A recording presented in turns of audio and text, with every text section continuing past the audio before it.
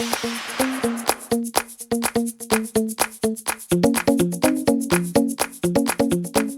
everybody. Welcome to another episode of La Lista, a LatinX writers podcast. Here with me today, I have someone that I have known for a couple of months. They're a part of the Brown and Out Play Festival that I wrote and produced in. Right now, we're coming to you from the costume department of Casa 0101.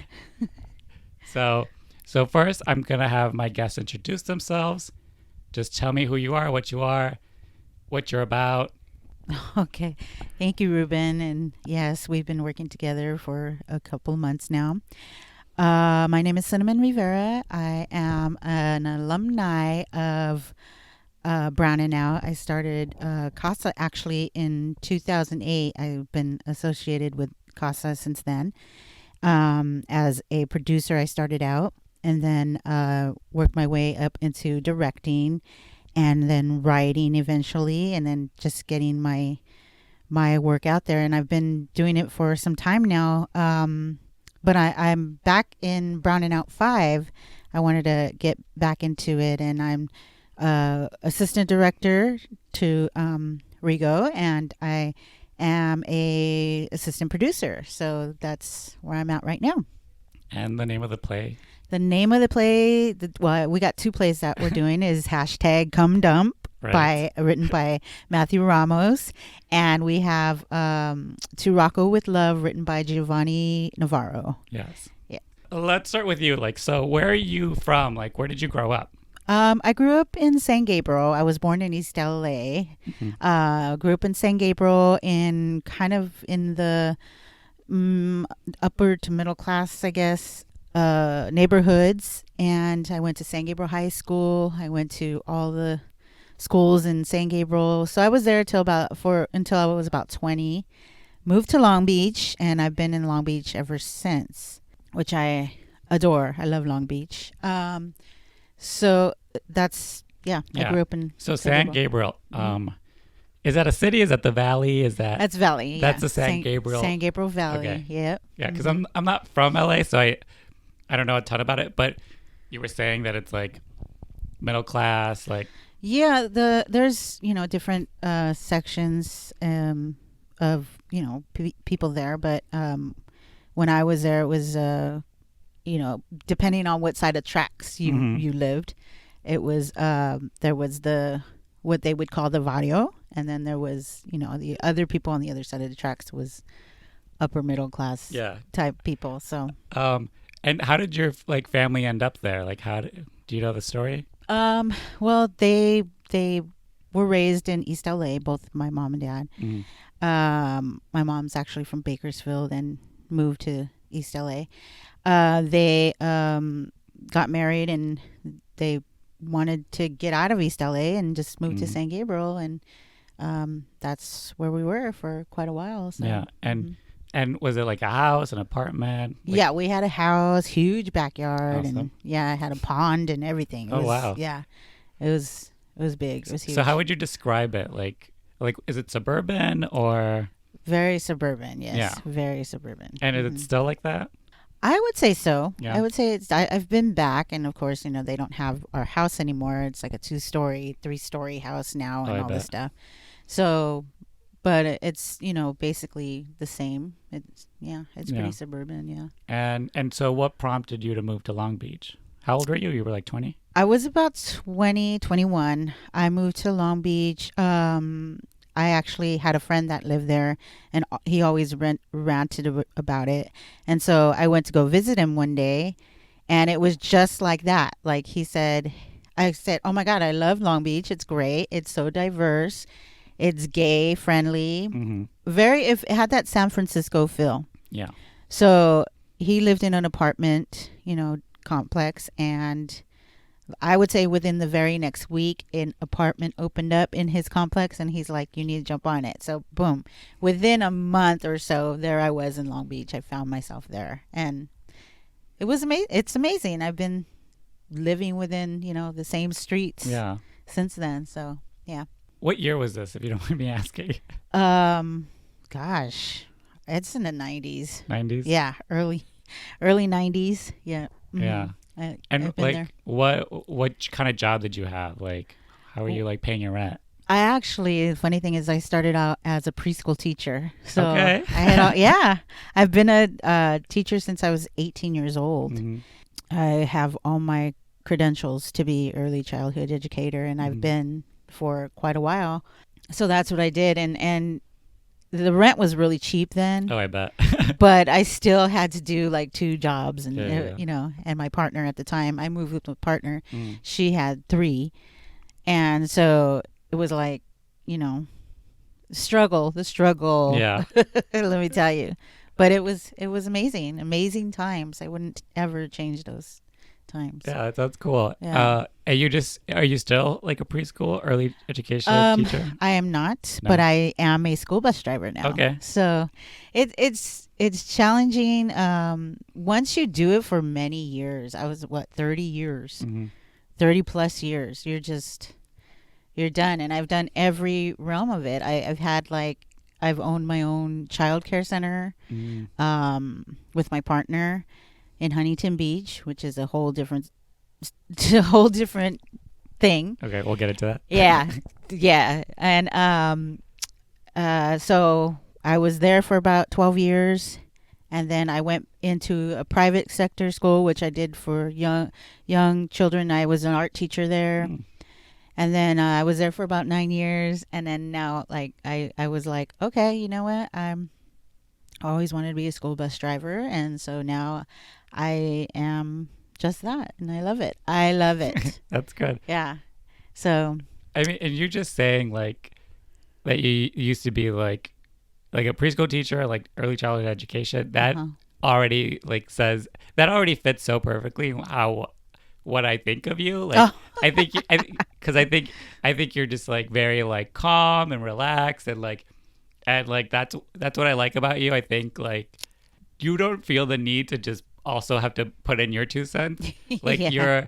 you're more laid back. You're just like okay, like watching like people argue, talk, whatever.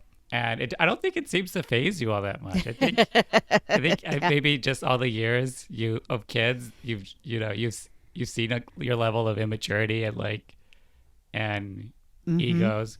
It's true. It's true. It's, you know, it people don't change. They just find new ways to, new ways to be, manipulative. And it's like, you let them be who they are. And then, you have to day by day. I also do retail on the side. So it's like, yeah, I deal with customers sometimes, and it's like, okay, just smile and walk away. You're just a second of my day. Yeah. See, so. That's a good attitude. That's the level I'm trying to get at, where you're just like, it's more about that. This is more about you than it is about me. So Right. I'm not gonna like take it on.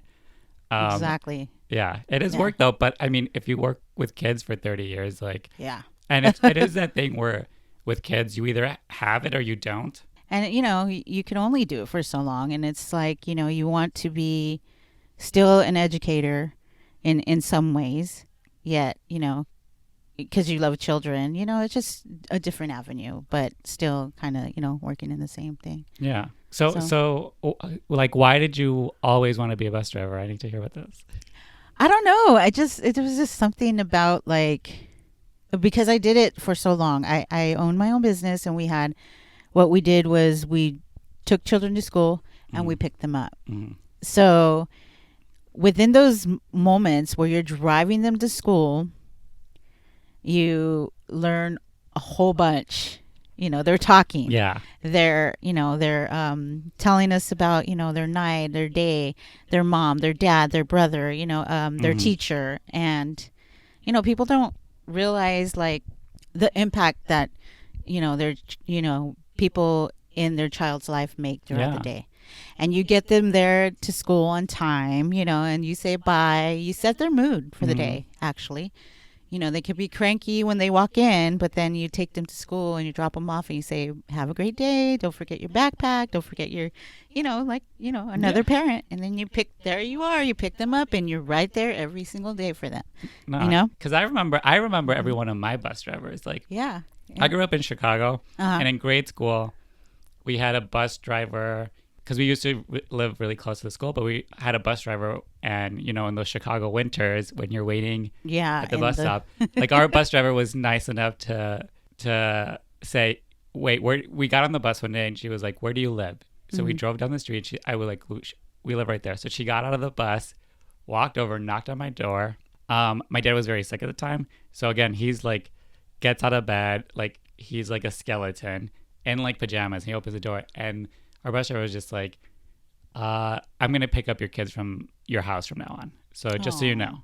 And she did. And my grandma, when she lived with us, would always be like, this is a Christmas gift for the bus driver. Yeah. Make sure you give it. Yeah. She would hand us like fruit, like, oh, give this to your bus driver. And I'm like, oh. And I would be embarrassed because I'm just like, I'm just going to walk up and like, here you go. Here's an orange. Yeah.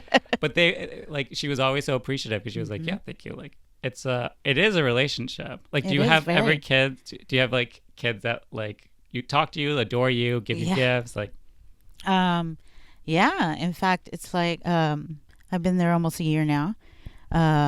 For like the first couple months, I would say about 2 months, I was already getting gifts because it was Mother's Day. I started in the beginning of April and then in May. So they gave me gifts for Mother's Day, and I was like, oh wow, this is great. But especially if you work with,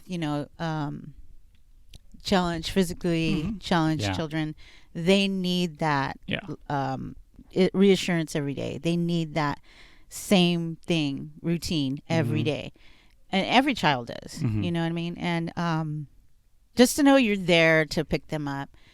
Also, again, if they had a really bad day, they come to you, get in your bus and they tell you all about it, and then you either you change their mood, and, that isn't just an impact. I mean, knowing who's going to pick you up every day, or someone's going to be there every day to pick you up. People don't understand, they don't realize that. Yeah. I just have that weak spot for children, you know what I mean? It's just, I don't know. And then I feel like everywhere I go, I attract that too, like, eventually a child will be right by my side, for no reason. You know what I mean? And I'm like, okay, you live with it. Yeah. I think you have like that Zen feeling where it's just like, all right, this person's looking out. Children know. and so like what age range are you? I was actually doing, I'm actually doing the elementary school and then I was doing college in the afternoon. So, and we're almost done. We're almost out. So, and then we take the summer off. And so that's when, retail comes in. Yeah. So, gotta supplement. Yeah. And it's hilarious because, even in my retail job, I have, like kids coming up to me all the time and I have little stickers or treats for them or something, you know what I mean? And nice. Yeah, it's funny. So, I don't know. That's who I am. And my mom's she was a teacher. She's retired now. So she was also a teacher. So, for many years as well. So, and runs in the family. Yeah. So are your parents still together? Or my father's passed away when I was 13. Oh, I'm sorry. Yeah. So it's my mom and I. I had a brother as well. He passed away as well. So it's just my mom and I, and I actually moved her in with me, and so she's up in age, and I want her with me. I don't want her from place to place or by herself. So it's like I feel like our relationship has gotten tighter. Of course, you have to get along, and but we weren't always the nicest to each other. We didn't always have the best relationship. So it's kind of hard to believe because people are like, oh my God, your mom's the best, and you guys look like you love each other, you guys are like best friends and stuff like that. I said, yeah, a It was struggle. it It's was a a struggle. journey. Yeah, exactly. Yeah. So, but you know, you learn. You Yeah. learn along the way. Yeah. I mean, you Mhm. either keep doing the same thing or you like figure it out, Yeah, exactly. Yeah. And so like what was the conflict between like you and your mom? Like I think that she was very much into my father and my brother because Mhm. they had their issues, and so she was very much trying to keep the peace with the Mhm. family, trying to keep you know food on the table, and just trying to keep us together. And I was so removed from the family because I was like, this is not my family, I must be adopted. Mm. Like I was nothing like them. And then also coming out, I don't think that she accepted me. Mm. She didn't really talk about it. I came out when I was 15. Oh wow. Yeah, it was like a force out. Oh. But and then so we didn't really talk about it at all. It was Mhm. like no talking, and I think she avoided me, Mhm. because she didn't know how to deal with me. Yeah. And then I think I don't think she knew how to mother someone that was not not in need of, what I mean? Like I was more independent Oh on yeah. my own. So You she know had what I to mean? like watch out for the other two. Yeah, she was definitely into, Yeah. keeping an eye on what they're doing, and I was just, over here doing my own thing. Yeah. And like but like, you said like you were different from the rest of your family. So hmm like what like how? Like Um, just more creative and more mhm. uh just to myself, and like I just never wanted to be around. I think being a child of abuse and of issues at home and things like that. I think being that type of child, that grows up in that environment, like you have to be parentified. You learn to live on your own, and you learn to like create Yeah. your own world, and that's where writing comes in for me as Yeah. well. So I was often on my own, and a very shy, quiet child, even Mhm. in school. Like the teachers would tell my mom I don't like to participate. I just like sit there and just like watch and listen, like I do still. Yeah, yeah. But see, that But calms me. That yeah. calms me. I see that. I'm like, okay, everything's fine. You're okay. Chill out. Yeah, that's Yeah. funny. No, I'm very much of a onlooker Yeah. until I Yeah. have to be involved, Yeah. and then it's like, okay, Yeah. but But you don't feel the need to be involved. right, I don't feel the need to be involved, and Yeah. so that kind of is what set me apart from Yeah. my family, but also my extended family, like my cousins and aunts and things like that, and uncles. They were all gang members, Mm. and I wasn't. I was this like little punk rock kid, Mm. new waver punk rock, creative, gay kid that like, you know, um, Yeah, you definitely stick out. Like yeah, you're yeah, and that's what I like about your style too. It's very like you're like you said, like punk, new wave, like you have like an aesthetic and like where did that come from? Like, do you know? just wanting to not be seen Mm. in not being heard, but yet wanting to be seen in a different way. Yeah. You know what I mean? So, Like um, yeah, and music is very influential to me. mhm. So it inspires me, it influences me, and it's 100% my life is music. And so the British invasion came along, and the androgynous and Mhm. Mhm. all those queer bands came out back in the 80s, and I was like, wow, these are my people, Yeah, man. yeah. Like they express themselves, and that's what I want to do. So And did you like find other people that were into the same thing? yeah, which I was very lucky, because Mhm. not everybody finds, Yeah. not everybody is lucky enough to find their tribe. Yeah. You know what I mean? And in junior high, um, I met my best friend. Actually, I've known people since kindergarten, and we're still friends. And Mm. they're both gay, which is so funny. You found each other. Yeah, it's hilarious. But and they weren't, at the Yeah, yeah. up until now. And then but my best friend in junior high, we're still best friends. Um, we met each other, and it was just that was it. Like we became family instantly, and the funny story on how we came out to each other, because we knew at 12 years old. Yeah. We're like, hey, if you were a boy, who would you like? And I'm like, I would like this person.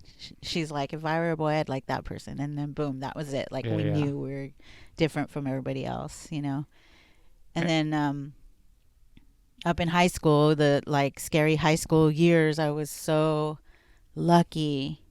And I now I look back, I'm so blessed and lucky and grateful that it happened, that, I found a bunch of people that I'm still friends with today. Mm-hmm. And they were also in the same, same situation as I was. Yeah. They had, hard living arrangements at home. They had their parents. One was, it was just abuse and all different kinds of issues that we all related to each other. Yeah. And we were so lucky, actually. I should say all of us were lucky to have found each other. Back in the 80s, like nobody ever heard of, you can't be gay, you know what I mean? Yeah, yeah. We had our shares of ups and downs with all the other, students there. But for the most part, we got through with each other. Yeah. See, So, that's a story. Like, yeah. like Latinx, like new wave punk kids in the 80s. Like Yes. I'm beginning to even picture what that looks like, just because I haven't really seen it. Mm-hmm. But yeah, and what would you say like the scene was at your high school? Like, what were most people like dressing like, and like what was the mainstream for them? Back then it was real Valley Girl, Okay. So it was very Valley Girl, very jock. Yeah.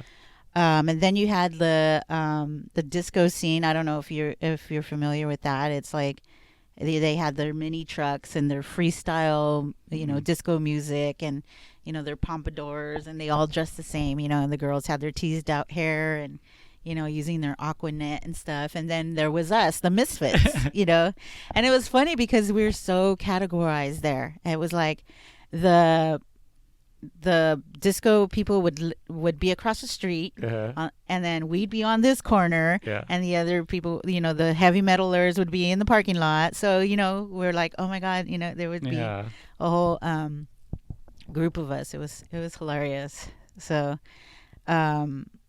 yeah, that was that's how we got through school. It was like lucky enough, you know what I mean, that we had other people around us. That's cool. Like I want to see, like, especially in like sunny California, and like I'm sure you guys just stuck out like sore thumbs, just like walking down the street. Like, yeah, total sore thumbs. We'd be at the beach with our leather jackets all in black and with our mohawks, and that's cool. You know what I mean? And that's just, and it's hilarious. That's who I am still today. I'm all in black, and it's like, it's hilarious. So I don't know. I love that. I love, because it's like, I don't know, like it's such a distinct style too, and it's like of the time, but it's like you're still like you're like, yeah, this is still me. Like I'm not like, this is a phase. Like right. This is like my preferred like style, like exactly. scene, like music, like yeah, that's really cool. So you said your dad passed away at 13. Mm-hmm.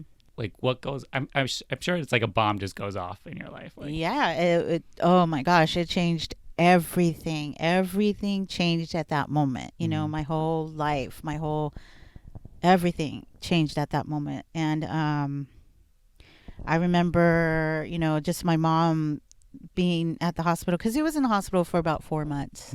My mom would be there, and I was pretty much alone at the house. My brother was supposed to be in charge with me, but he was always gone doing his own thing. And so at that point, the neighbors would check in on me, bring me food, whatever. But it was hard, you seeing your father in the hospital, and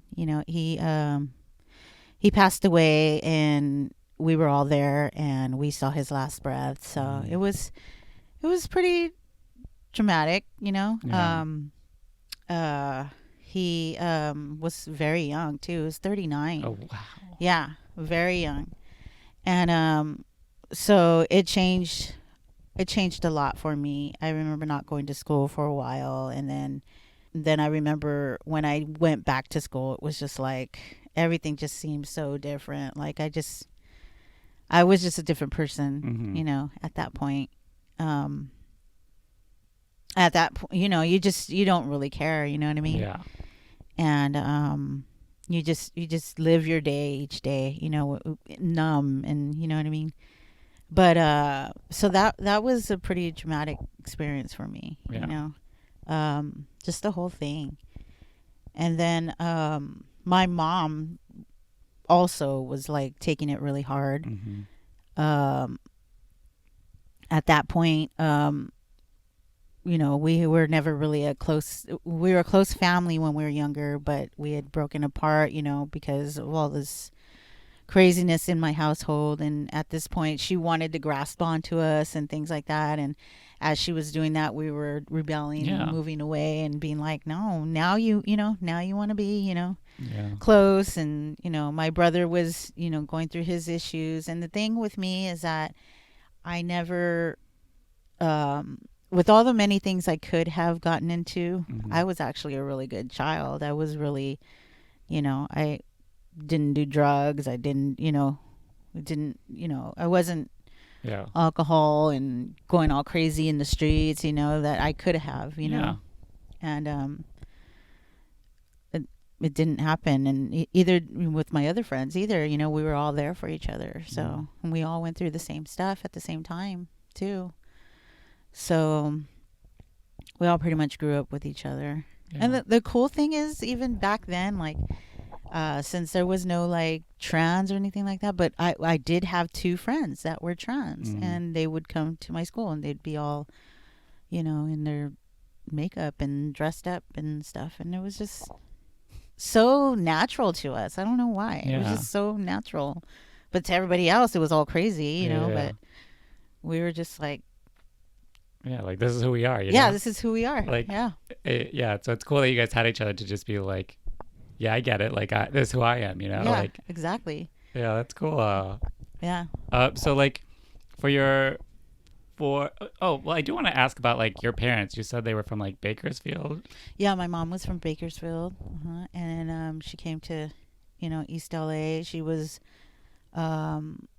adopted, so Oh wow. I attribute that to, I have compassion for that, Mm-hmm. meaning, maybe she just didn't have that parental, Yeah. and she tried, she gave it, she gives it her best, from what Truly she though. knows. Yeah. You know what I mean? Yeah. So, and so, yeah, I mean, she came over here.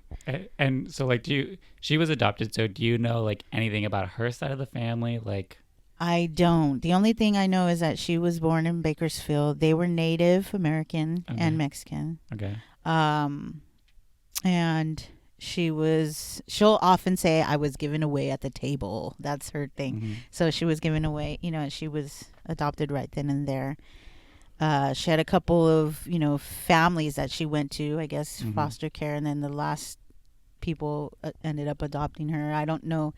I know her nieces and cousins, and, Mm-hmm. her, some of her, siblings, but they've passed on now. Mm-hmm. But I did know some of them. But it's just basically her and a couple of nieces that she has now. Yeah. So I don't really know much about her family. Yeah. And, I kind of wish I did, You never know. I don't know, what Yeah. You I would find. Yeah, but that is something that I've noticed about like Latinx people here in like Southern California, is like there's a lot of like native roots. Mm-hmm. Because I'm from Chicago, and we have like Mexicans and Puerto Ricans, but we're all basically just immigrants. We're all Right. like one or Mhm. two So it is fascinating to hear like when someone says they're like sixth generation, and I'm like, whoa, like for my family, we just got the first generation, and they're like 2 years old. So it's crazy to me that there's like such deep roots. Yeah. Because just from my own experience, it hasn't felt like that. But it's so interesting to like see like this mixture of like native people and then like Mexicans that like either like immigrated here or like the border changed, so then they just were in the U.S. now. Yeah. Yeah, so that's interesting because you know that is definitely like a more complex identity. Since she's like part, she's half and half. It's like, well, and Sioux Indian. She's Sioux Indian. Yeah. So I do know that. Okay. And I wanted to know more about it, because I feel like I identify a lot with that, and then my father was Irish, Italian, and Mexican, and German. So he was four of those, 4 parts. Yeah. And so that's, it's hilarious because my grandpa was from Arizona. My grandma was, part German. Yeah. That's where he gets it. She was German and she was Mexican.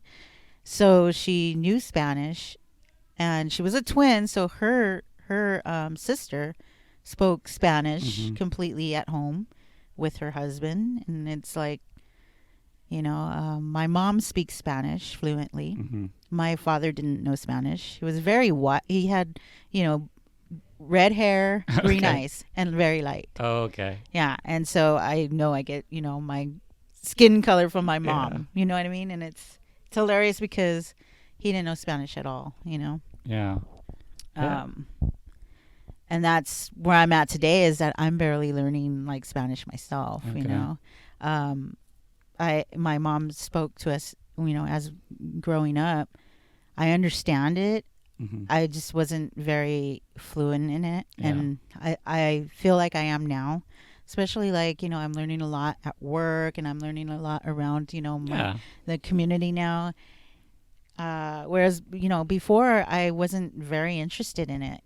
I wasn't interested in knowing anything about my culture or my roots or anything like that. And it's like, as I got, maybe into my mid 30s, I was like, I want to know a little bit about like, this, where I'm from and my roots, and learning more Spanish and, things like that. So yeah, it's interesting. Yeah. Cause I don't even know if it's like an age thing, or it's even like also the culture has changed a little bit where we're embracing our identities more. I feel like before it used to be like, no, we're all the same. We're all, so try to be the same. Yeah. It was either white or you were black. Yeah. And I was like, well, we weren't African American. No. So what, we must be Caucasian. And that's, well, I mean, in the senses we are white, like, but see, that's why I like talking to people about like where they're from and who their parents are, because you like, I didn't know you had like German, and like and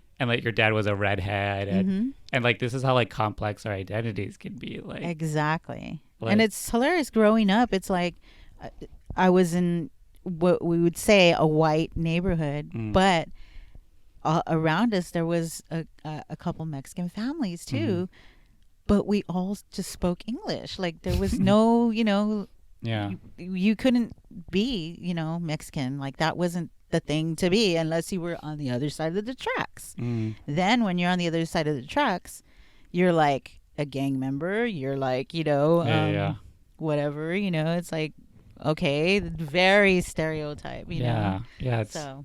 And that's interesting, just because it's like you're on this side, so you sort of like acclimate to that side, and then it's like, well, that's them. Like we're different than they are, just because like, yeah, exactly, geography, like, right. Oh, it's interesting. Well, of course, my brother was friends with all of them, so he was, gang member too, and all that. So it's like, that's why I'm saying like I was completely different than my family. They were all gang members. They were all like, the one cool thing though, is that they were all very creative. Like my father was a singer. Oh, cool. So, turned to be a truck driver at the end. But he was a singer in a band, and he, wrote music and things like that. So I think that's also where I get my, music, influence from. So now I just want to get into your writing. So like, Okay. when did you first start writing? Well, I've always written. I Okay. will say that. As a child, I always wrote. I always used to put on plays for the neighborhood, and Mm-hmm. of course charge money. Oh, I had to- business. yeah, exactly. I always had a little business too. Well, that's good. You value your art, you know? Yeah, I was always like getting people to be the actor and things like that. So I was like a writer director from the beginning. Mm.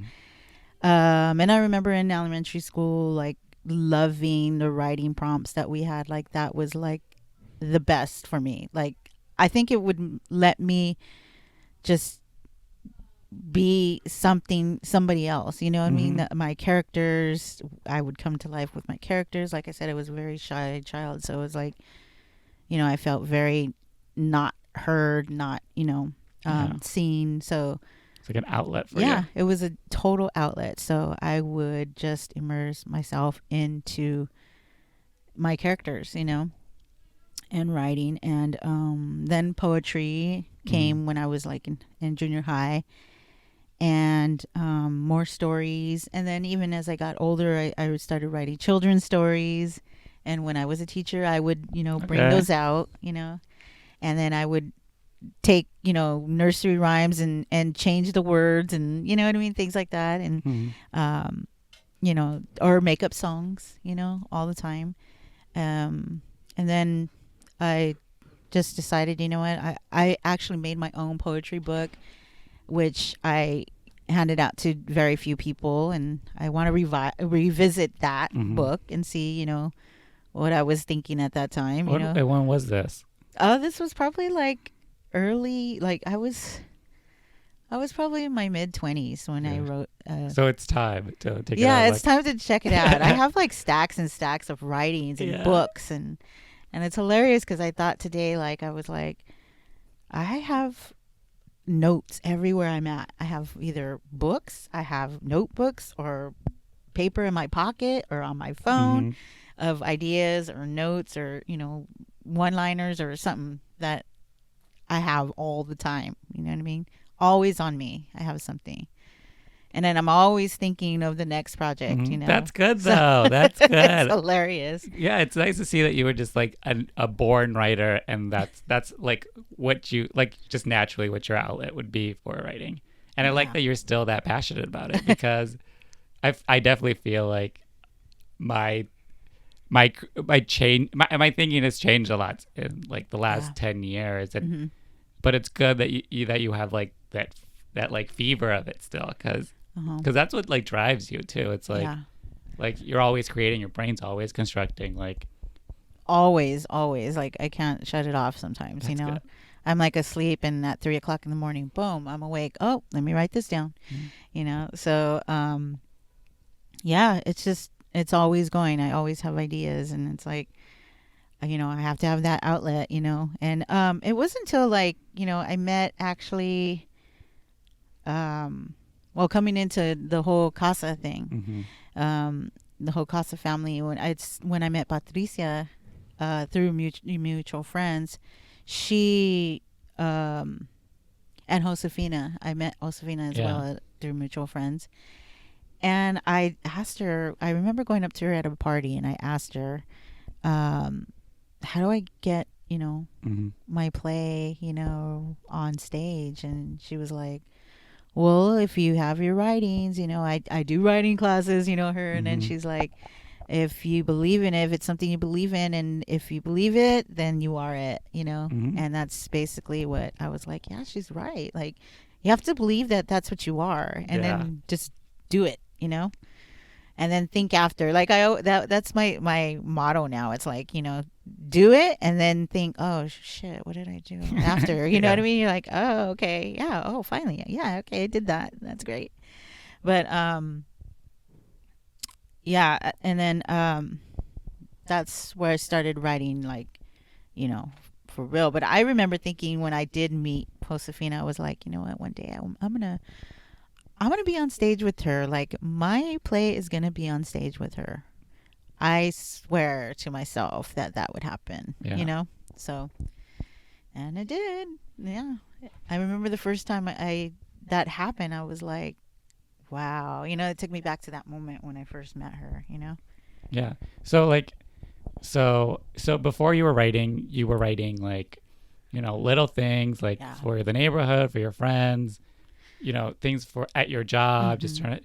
And so was it here at Casa with like Josefina when you did your first thing that like presented to other people and was like Yeah. written by Cinnamon? Like, Yeah. so tell me It about was. Um. Well, like I said, I was introduced to Casa by mutual friends, and I took Josefina's writing classes. I took some acting classes and things like that. that. Mm. But I I remember just running into Patricia, and we produced a couple shows together, her and I. Mm-hmm. And then she told me about East Side Queer Stories, Mm-hmm. and she was like, there's going to be a thing, a writing workshop coming, Yeah. and do you want to join? We need more queer people, and come on and join. And I was like, what? Like me? And so, we did the 8-week workshop and things like that. And that's kind of where I first got my first start. And then Brown and Out too was there. And I just produced a couple things for Brown and Out, Mm-hmm. 1 and 2. And then Okay. I wasn't with them because I went with Chicanas Cholas y Chisme. Yeah. And I did a couple of years with them. And then I said I want to go back to writing with Brown and Out. Mm-hmm. I'm actually being involved with Brown and Out. Yeah. But that's pretty much how I started. I walked in to writing class, and I was like, okay, I don't know what this is about, but I'm gonna learn something here, and I'm gonna, I still have that vision of putting, my play on stage. That was Yeah. my goal. Mhm. Was my one of my dreams, that I wanted to do, and like bucket list type Yeah. thing. Yeah. So, and then from there, other opportunities kept coming and kept coming, and I was like, okay, well, what's happening, Mhm. it just it's that whole you put it out there, and once you Yeah. get your name out there and you get your stuff out there, people it starts coming to you. Yeah. Which I think is So, like, and that's a good thing about Casa too. It's just like here it is. Here's the opportunity. Like, right. and if Mhm. you show up and you do the work and you like have the guts to be like, no, yes, I want to be a part of that. Uh-huh. Like they're more than willing to just be like, okay, well, here's your slot. Here's the work you have to do. Mhm. Like put in the work and like, and you'll be like a director, a producer, like Right. actor, writer. Mhm. I mean, I even was a volunteer. I even volunteered because I was like, you know what? I don't know what it's going to take, but I'm just going to be involved with this theater. Like Mhm. I don't know what it takes. Anything I can do, I Yeah. want to be involved. Yeah.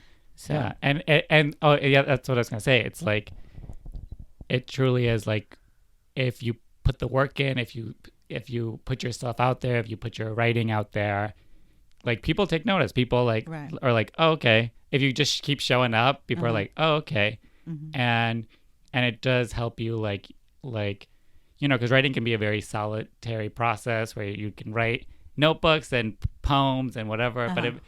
I mean, you're still a writer if no one sees it. But if you would love to like be known as a writer, you have to like create the opportunity for yourself. Exactly. Um, And that, like you said, only comes with the work Yeah. and the showing up and the doing the work and, being involved in any way you can. And it's for anything, I think, Mhm. like it just, you put in what, you get out what you put in, you know what I Yeah. mean? And it's just one of those things that if you believe in it, Yeah. you do it, you keep doing it, So what if you had to like pull a thread through all your writing? Like, what would you say you're writing about? Like, what are the things you're passionate about? What is like the reoccurring themes? I think a lot.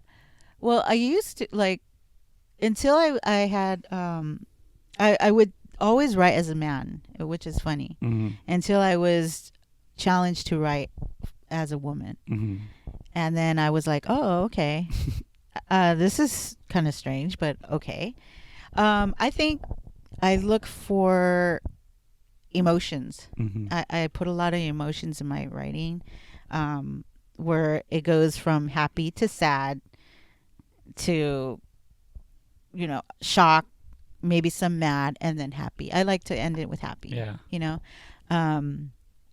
But that has a lot, I write from emotion, I think. And it's just I like to people to know and to actually, inform people of things, of or things that people don't really think too much about, and they're like, what? wow, like, for instance, okay, one of the ones that I wrote was Reflections of, and that was for East Side Queer Stories. It's about a drag queen, and she's getting ready for the night to perform. Okay.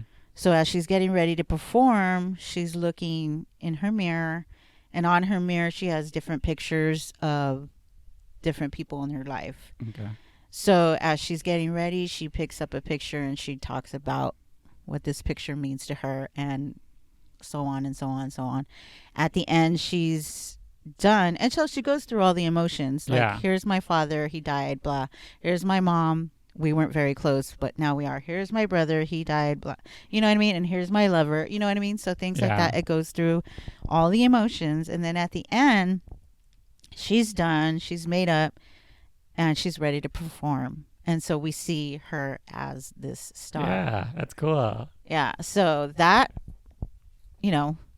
people don't think about the struggle that she's going through. Yeah.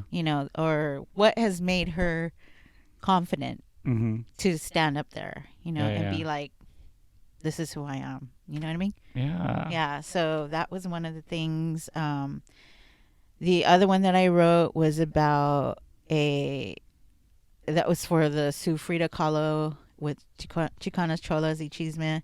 And it was Frida, one of Frida's lovers, a woman lover that no one ever spoke, no one ever speaks of Frida's lovers and who Frida has hurt, heartbroken. So this woman was heartbroken over Frida. And, I just wanted to shed light on some, on the misfit, the outcast. Forgotten. Yeah, the forgotten person. All right, cool. And at the end, they become the, but I think one of my proudest ones that I've done to date is the MX one that I wrote last year for Chicanas Cholas y Chisme. And that was about the bathroom, the bathroom bill and things like that. Yeah. And again, that went through emotions, but it also was very informative because, people don't know, what we go through. People don't know what to call us. People don't know how to address us. But, and then at the end, the misfit becomes the superhero. Yeah. You know what I mean? So, that, I think that one really, it opened a lot of people's eyes. Yeah. And, I got a lot of good feedback about that to people who otherwise wouldn't have, ever known anything about it.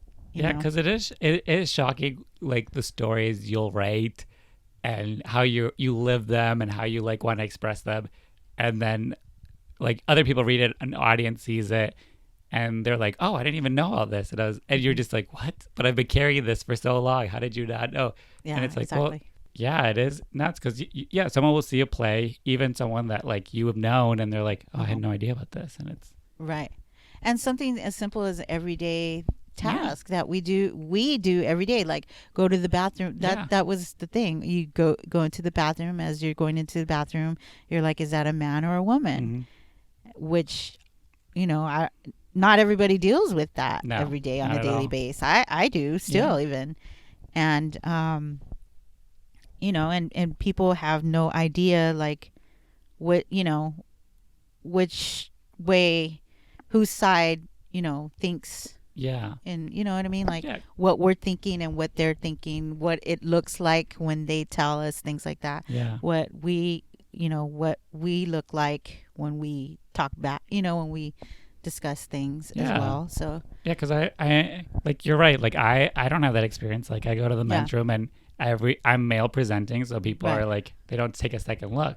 exactly. But if you don't present in how we've been like trained to identify men and women, then of course people like take a second glance. But that doesn't happen to me. You know, Exactly. like I have no idea what that's like. Like when all that stuff was coming out, a comedian came out and said, "People think I'm a man all the time in the women's bathroom, and have a fear for their lives when they're doing that because it's that toxic, that binary is so toxic, Exactly. and it's dangerous and it's deadly Right. and that's what your play was just trying to point out. It's like Yeah, and again, the audience had no idea that that's how we feel when, we go in the bathroom. And also, at the beginning, it starts from when the main character doesn't want to use the bathroom. They're like, this is why I go at home, because I have this fear, now I developed this fear of going to the bathroom, an everyday task that everybody just takes for granted. They just go. Yeah. And they can't hold it any longer, so they're like, I'm gonna go. And so I'm gonna go to the women's restroom, and that's when they meet the cis straight women, and the straight women are like, oh my god, what the heck, like just walked in. Yeah. And then it comes with the transphobic at the end, the cis man comes out, but it also again informs people, and those women come out and they're like telling the cis man, hey, this is how they feel, back off on this person, what I mean? So they become allies. Because it is like an education process, right? And it sucks that the burden is on people to educate other people, right?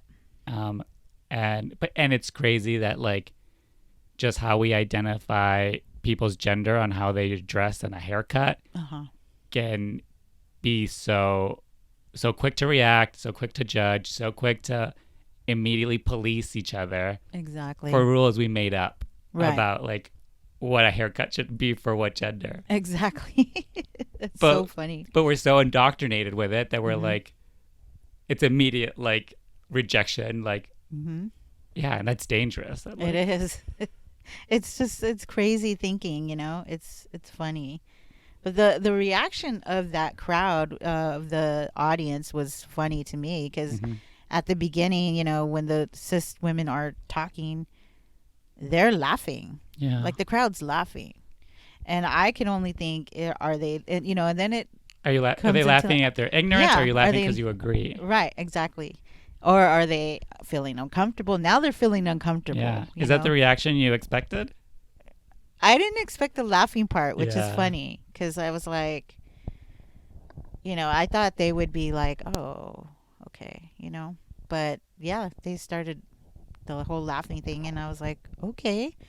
Well, again, it's probably because they don't know, or they've been there and they've done it, or what I mean. So and it's great how you can see that progression with that audience. Yeah.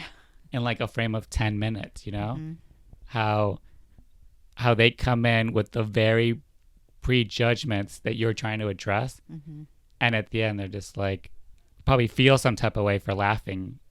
Exactly. Yeah. And or like, I now I know, like, don't do that, like that's not okay. Yeah. Exactly. Yeah, and it's crazy because like this was like 10 minutes long. Yeah, it was a 10-minute thing. And I think that's what's so important about like writing and the work Casa does, and who we are, and why it's important that stories get told, and because like if you weren't there, would somebody else have written that? Exactly. And I don't know like what prompted me to write that. It just actually wrote itself, which is funny. But the ending was amazing, because it was just like, the main character became the superhero, which Hmm. was became an officer. It was the officer, and they arrested the person that was Hmm. attacking them. Yeah. So, everybody cheered, which was funny. Yeah. At the end, they're like, oh, "Okay, great," like, "Yay, Yeah. they won," Yeah. So, And like, okay, they're on my side now. right. Now Like they know we are human after all, whatever, you know what I yeah. mean? Like, it happens. And yeah. It's And every day. that's great. Like something that didn't even occur. Now you've changed how they think about it. So Yeah. if it does happen, they know like what's appropriate, what's not. Like how are you how is this person feeling? Like Right. like your actions and words have consequences, and like Exactly. And, taking for granted again a yeah. simple thing. Yeah. You know? Like just like calling out like a privilege, that Exactly. like I have that privilege, and it wasn't until all this bathroom bill came up that I even knew about it. Like, Yeah. and then I'm like, oh, okay, like, Mm-hmm. yeah. So yeah. And I think that's also interesting, for even like marginalized folk and like minorities in our community that like, yeah, I may feel that way, but it's like someone else may feel this way and then also have other things, like, Exactly. And I think the title was perfect, MX, because it's the third gender now. mm-hmm. There's Mr., Mrs., and then now there's MX, which is the gender neutral. Yeah. And it just occurred to me. It just came to me, and I was just like, that's what I'm going to call it, like MX. So, Mm-hmm. soon to come to a different theater. I'm bringing it back out because I believe like it needs some more. Yeah. It needs to be seen more. Yeah. So, Yeah, and especially by all communities, like right. Mm-hmm. because there are bathrooms everywhere. Mm-hmm. There are like non-binary, non-gender conforming people everywhere. They're in Right. every community. They're Uh-huh. every neighborhood. Like, let's create the space for these stories to be told and people to feel safe. Right. Exactly. Yep.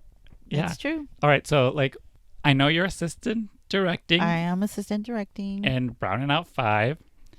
So what else? Like, what do you look? Are you working on anything else? Do you have your eye on anything else? Do you have like any like things you're aiming for? Any aspirations? Like, put it out there into the universe. Oh yeah, definitely. This year I wanted to focus on radio, Mm-hmm. so that's kind of why I was like, I don't want to do Browning now. I'll help I'll help assist, produce. I'll volunteer. Yeah. And then I was like, you know what? Well, maybe I do want to. I went to the workshop, the 8-week workshop, and I was like, well, maybe I do want, since they don't have, directors, maybe I do want to, Mm-hmm. be director, put it out there, and try to, they didn't have a lot of, female out there, Mm-hmm. so, I wanted to be a part of that as well, get more females involved. Mm-hmm. And so I was like, okay, well, I can assist. That's easy for me. Mm-hmm.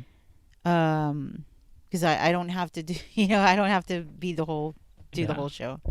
But so that radio was one of the things that was on my list to do this year. Mm-hmm. So Long Beach has started their own radio station. So it's called KLBP. Mm-hmm. 99.1 FM, and it's, Shout out to them. Yes, exactly. Free promo. So I'm volunteering with them. I'm also screening some shows, Mm-hmm. and that's new for me. I've never done that. And then I've submitted a couple of ideas for a radio show as Mm-hmm. well. I want to bring out LGBT community. They don't have anything in that radio station yet. They so need that. There I am. It's Long Beach. They need it. Yeah, I'm trying to get in there. I'm trying to put it out there. Again, it's a lot of work. Yeah. So, and with 2 jobs, with doing this, Yeah. And doing Speak Out. I also have Speak Out. Oh yeah, let's talk about that. Yeah, Speak Out is a once a month spoken word event, which has grown so big. We started off pretty small and just doing spoken word. And it's been 2 years now, and it's at Red Line. Another shout out. Beautiful bar. I was just there for the first time because Yeah. we did a Speak Out event for Brown and Out. Yep, fundraiser. And I was like, I gotta come back here. It's a very cute bar. It is very cute. Good food. Good. The Good chicken, music. Good drinks. the chicken fingers, tender steaks are bomb. So I enjoyed those. Yeah, it's great atmosphere. It's cute. It's got a little outdoor like air coming in. It's very like modern and like sleek, and yeah, it's nice. It's very cute. And so I started this event to give people a space, a queer event to give people space to come up. And now it's evolved. Now they do musical performances, they do drag, they do comedy. We've had singing, we've had poetry, we've had rapping, we've had everything, and it's just really amazing where it's going. And because someone gave me a chance and gave me a platform, Josefina Lopez, shout out to her. I do that. I give them the stage. Come out. I don't care what you have to say, as long as you're brave enough to get up there and say it and do it. And there's nothing like it in LA, in downtown LA. And what day is it? It's on a Tuesday. It's the every last Tuesday of the month. Every last Tuesday at Redline. It's called Speak Out, and I'm the host. So anybody that wants to get on stage, just contact you. And anybody that wants to go on stage, contact me. I do have a Facebook page for it. Yeah. What was the name of that drag queen that was there? Philip Hurt. Philip Hurt. Yes. That was an amazing performance. He is amazing. Yeah. He's an amazing writer. He's a comedian. Future guest, I hope. Oh my gosh. Yes. You need to get in contact with him. Okay. But just talking to him is just, he's hilarious. And just, yeah. There's so much creativity going on. So the much performance creativity. I saw was like, I was like, this is, because I've been looking at guests for a couple months and I'm like, get this person here. Yeah. Okay. And it's funny because that was like one of the acts that people like commented on. They're like, oh my God, who is that person? And I was just like, this person is amazing. Like he just, so wise and so genius. Yes, very genius. Oh, do you want to shout out any writers, anybody you know who you think is amazing, who people should check out, who I should check out? Philip Hurt. Done. I love Patricia Zamorano. I love all her work. I'm trying to get her on this thing. She's in here for Brown and Out 5. She's writing Butch. She wrote Butch, and she's, a producer. But she's just amazing, all around badass, like just. Yeah, she's inspiring. Yeah, her line of work itself, She's like, I don't even, because I just met her a couple of months, but she is like the unsung genius of like our time, of this community, of like, yeah, she's just really, really out there. I think that if she were to open her own, she can open her own theater. I believe in that. I believe in wholeheartedly whatever she does, and I will support her and back her up in everything that she does. So she's been an inspiration to me. Again, music inspires me. I love Anne Rice. Anne Rice is like one of my. She writes all the Vampire Chronicles and things like that. Oh yeah, I was like, where's she's that name amazing, amazing. Very your genre. I could see you getting into that. Exactly. And just John Waters inspires me. Yeah.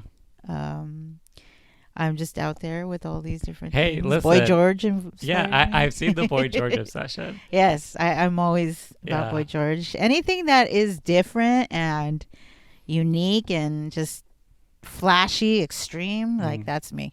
Okay. So I don't know, like I kind of want to ask about like your Latinx identity, like what does that mean to you? Well, like I said, it's that I've grown up kind of in a white society and white, neighborhood and things like that. I've recently, I want to say like in, my mid 30s is where I embraced that, Chicana. I want to, know a lot more about it. Um, I want to learn about my roots and, things like that, and become part of this, this community. And so I'm still learning. I'm learning, about it. I'm learning Spanish, a lot more Spanish, and just, the Latin X community to me just, is so much, like encompass a lot, Yeah. there's just so much entailed to it. It goes from political to, to non-political to, Yeah. it's just everything. And I just love to know about it all, and I'm just still learning where I fit in to all of it, because like I said, I feel like, I have a lot to learn in that area. Yeah. But I'm learning through all the women and all the, Yeah. I've learned a lot from the Chicanas, Yeah. Chicanas, Cholas y Chisme. It's like I've learned a lot from And them. that's also like a great thing, which is why I want to start this podcast, because Latinx is like such a wide identifier that it's sort of what you make of it. And it's like, it's important to like know your history, know the people that came before you, but it's also like know your own history. Like, where do you fit in? What voice do you contribute? Like, so like I'm trying to do this thing with the podcast episodes where I want to name them, like, because I want this podcast to be as inclusive as possible. There's no requirement for an interview. Like, if you identify as a Latinx writer, I want to interview you. So what would you title your episode? So what I'm thinking, it's like blank Latinx podcast writers podcast. So like, if you also, this could be a spinoff for anybody that wants it. I know, right? I think an evolving Latinx, experiencing, Latinx, the Latinx experience, maybe, because like I said, I'm learning, but I'm loving what I'm learning as well. And I want to know more. And I've always identified as just being queer and gay and things like that. And I was like, well, I got that Latinx in me too. And, and where does that fit in? Where do I fit into that? And I'm still trying to figure it out. So I'm still, a student of the Latinx, Yeah. It's interesting that like your queerness was the first. Yeah. Because mine is the opposite.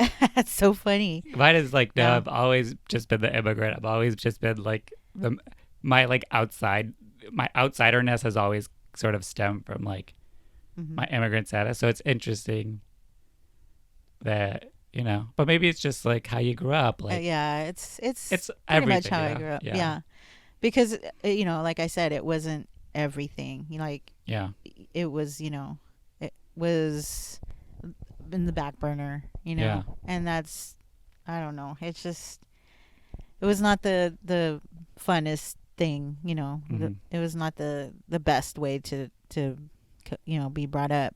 And now just learning about it is like, but back then there's a lot of us, and the people that I am still, friends with, they're also the same way. They're barely learning about, the whole Latinx experience too. And it's also that so thing, there's a lot of us that but don't it's know. also that thing that like, it's sort of like you're a writer when you decide you're a writer.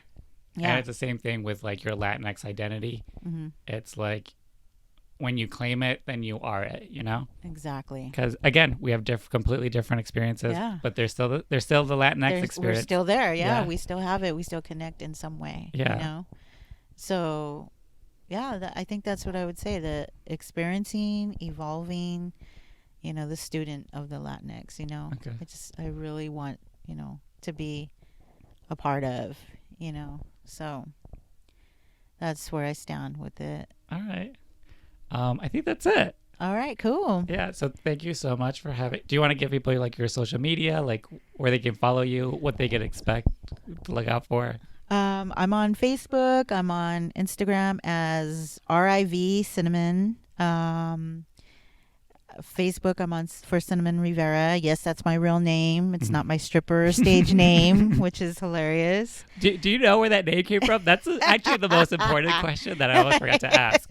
I'm sure it's the first question people ask you, and I think I just got used to it. You know where it came from? And it's funny. My father named me that name. And it's nothing what anybody would ever think of. It's there was an actress on a show called Mission Impossible, which was back in the 60s. Her name was Cinnamon. She was a detective. So her name was Cinnamon. In real life, her name was Barbara Baines, who is blonde hair, blue eye, white woman. Yeah. My dad adored her.